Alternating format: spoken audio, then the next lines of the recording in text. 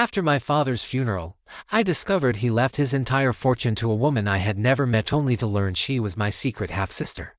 And the truth shattered everything I believed about my family. After my father's funeral, I learned he left his entire fortune to a stranger, and the reason why shattered everything I believed about our family. I need to start with this. My father was not an easy man to love. He was respected, admired, even feared, but never soft, never warm. Never the kind of parent you wanted to run to with your scraped knees or your secrets. He was precise, disciplined, and brutally honest in ways that often left me feeling like I'd failed some invisible test. Yet for all of that, I still loved him because he was my father. And when he died, despite the complicated mix of emotions I expected the one thing every son expects: to inherit his legacy, both good and bad. That assumption, as it turns out, was the beginning of my undoing.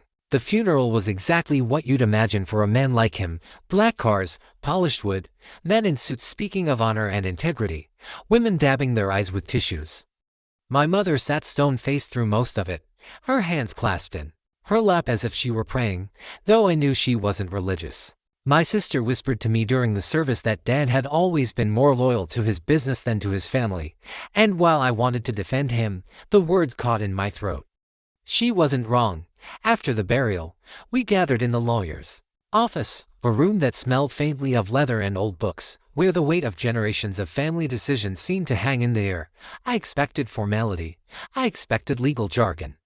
What I didn't expect was betrayal. The lawyer, a man named Mitchell who'd known my father for decades, adjusted his glasses, cleared his throat, and began to read the will. My heart pounded as he spoke, not with excitement but with anticipation. This was the moment when everything my father had worked for would be passed down to us.